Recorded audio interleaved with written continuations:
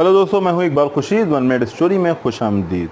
आज हम इस सवाल पे बात करेंगे कि अच्छा सहाफ़ी बनने के लिए, एक अच्छा लिखारी बनने के लिए क्या नुस्खा तरीका इख्तियार किया जाए। असातिज़ा कहते हैं कि अगर आप अच्छा लिखना चाहते हैं तो लाजमी है कि आप जम कर मुतालिया करें, अच्छा अदब पढ़ें।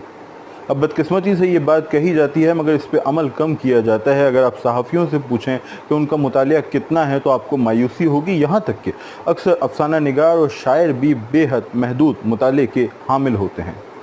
यहाँ हमारा मौजू है कि लिखने वाले को क्या पढ़ना चाहिए। अब ऐसी शर्त तो आयद नहीं की जा सकती कि अगर कोई शख्स लिखना चाहता है तो उस पर लाजिम कर दिया जाए, जबर किया जाए कि वो किसी न किसी अदब को, अदीब को, किताबों को पढ़े। मगर याद रखें कि जिस तरह एक डिग्री के हसूल के लिए हमें चंद जमातें पढ़नी होती हैं, इम्तहान देना होता है, एक सर्टिफिकेट हासिल करने के लिए हमें वर्कशॉप या सेमिनार में वक्त गुजारना होता है, इसी तरह एक लिखारी बनने के लिए भी एक हद तक ज़रूरी है कि आप मुतालिया करें। मगर इसका ये मतलब नहीं कि आप जहान भर की किताबें पढ़ना शुरू हो जाएं, बल्कि ये मामला है स्मार्ट रीडिंग का। स्मार्ट रीडिंग पे आने से पहले मैं आपसे शेयर करना चाहूँगा अपने मुताले का सफ़र। दीगर अफराद की तरह मैंने भी आगाज़ किया था बच्चों के रसाइल से, फिर मैंने जासूसी अदब पढ़ा, इश्तियाक अहमद, इब्न सफ़ी, परवेज़ करीम, उसके बाद मैं डाइजेस्ट अदब की तरफ आया।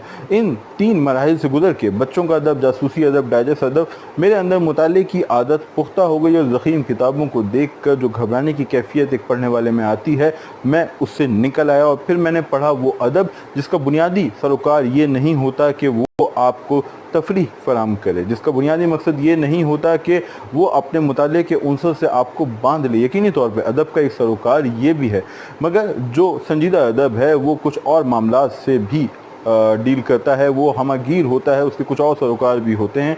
तो इन मराहिल से गुजरने के बाद अगर मैं बेदी, इस्मत और मंटो को पढ़ता हूँ और फिर मैं आगे बढ़ता हूँ फिक्शन की जानिब, तो कुरतुलैन, अब्दुल्ला हुसैन, शौकत सिद्दीकी, तारड़, मिर्ज़ा अतहर बेग को पढ़ता हूँ। और फिर अगर हम आलमी अदब की जानिब जाएँ तो एक जहान है। आप रूसी अदब पढ़ते हैं, लातीनी अमरीकी अदब पढ़ते हैं, अंग्रेज़ी अदब पढ़ते हैं। तो यूँ आप अपने जो मुताले का सफ़र है उसे एक स्टेप के बाद दूसरा स्टेप, दूसरे के बाद तीसरा, धीरे धीरे आगे बढ़ते जाते हैं।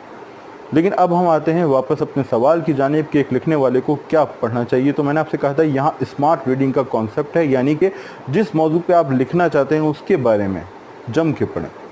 अगर आप कॉलम लिखना चाहते हैं तो बेहतर है, अच्छी बात है कि अगर आप अदब पढ़ते हैं, मगर ये कंडीशन नहीं है। स्मार्ट रीडिंग का कॉन्सेप्ट ये कहता है कि अगर आप कॉलम पढ़ना चाहते हैं, कॉलम लिखना चाहते हैं, माज़रत चाहता हूँ, कॉलम लिखना चाहते हैं तो आप कॉलम्स पढ़ें। अंग्रेज़ी में लिखे हुए कॉलम्स, उर्दू में लिखे हुए कॉलम्स, दुनिया के मकबूल तरीन कॉलम निगारों के मज़ामीन पढ़ें।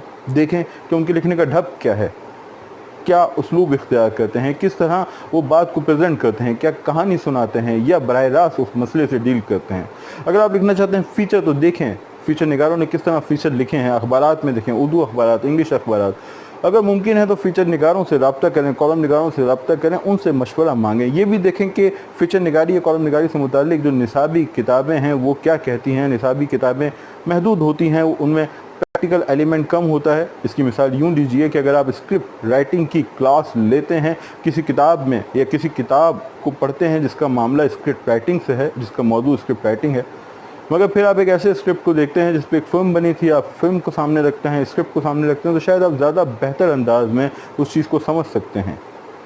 तो जनाब, अगर आप कॉलम लिखना चाहते हैं तो कॉलम निगारों को पढ़ें, फ़ीचर लिखना चाहते हैं, इंटरव्यूज़ करना चाहते हैं तो इस शोबे के लोगों को देखें कि अब तक वो क्या काम कर चुके हैं, और फिर आप धीरे धीरे लिखना शुरू करें। अगर आप 10 कॉलम पढ़ते हैं तो एक पैराग्राफ लिखें। अगर आप 10 इंटरव्यू देखते हैं मुख्तलिफ शख्सियात के तो अपने जहन में सवालनामा तरतीब दें। अगर आपने फ़ीचर निगारों को पढ़ा है तो एक छोटा सा फ़ीचर आप भी लिखें। तो एक वक्त होगा इब्तिदा के अंदर जब आप 10 कॉलम्स पढ़ने के बाद एक कॉलम लिखेंगे, लेकिन एक वक्त आएगा जब ये तादाद सुकड़ती जाएगी। 5 कॉलम्स के बाद आपके पास वो मवाद होगा, वो तहरीक होगी, वो एतमाद होगा, और फिर वो वक्त आएगा कि एक कॉलम या एक सतर भी आपको मोटिवेट कर सकती है लिखने की। यह है स्मार्ट राइटिंग का कॉन्सेप्ट। लेकिन लाजमी है हर शख्स के लिए, मैं समझता हूँ कि मुतालिया लाजमी है। ज़िंदगी की किसी भी शोबे से उसका ताल्लुक़ हो, ये ज़िंदगी को खूबसूरत बनाता है। तो पढ़ें, अदब को पढ़ें, हर तरह का अदब पढ़ें। और अगर आप लिखना चाहते हैं तो बिलखुसूस उस शोबे के मुतालिक जानें पूरी तरह जिससे मुतालिक आप लिखना चाह रहे हैं। अगर आप कॉलम्स लिखना चाहते हैं तो कॉलम्स पढ़ें, कॉलम निगारों से रब्ता करें, निसाब कॉलम्स के मुतालिक क्या कहता है, क्या तारीफ़ें हैं, क्या सैम्पल्स हैं, उन सबको देखें। और आखिर में जैसे मारियो बुर्गेस यूसा ने कहा था कि जो कुछ मैंने कहा उसे भूल जाओ और लिखने बैठ जाओ। दोस्तों, ये थी आप आज की वीडियो। امید ہے آپ کو پسند آئی ہوگی. آپ سے درخواست ہے کہ اگر آپ نے چینل سبسکرائب نہیں کیا تو کائنڈلی سے سبسکرائب کر لیں, بیل آئیکن دبا دیں. ہمیں آپ کے فیڈ بیک کی سخت ضرورت ہے. اقبال خورشید کو دیجیے اجازت. خدا حافظ.